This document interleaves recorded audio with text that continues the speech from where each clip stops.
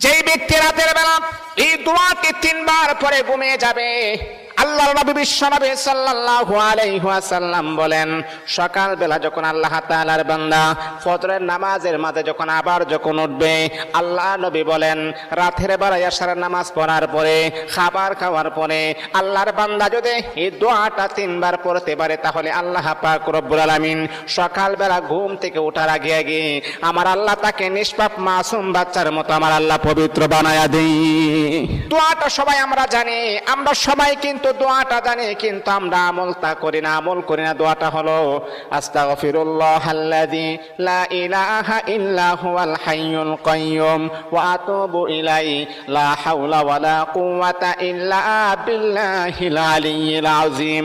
3 বার যদি আপনি পড়তে পারি, ইনশাআল্লাহ আল্লাহ পাক রব্বুল আলামিন আমার আপনার জীবনের সমস্ত গুনাহগুলোকে আমার আল্লাহ ক্ষমা করে দিবে।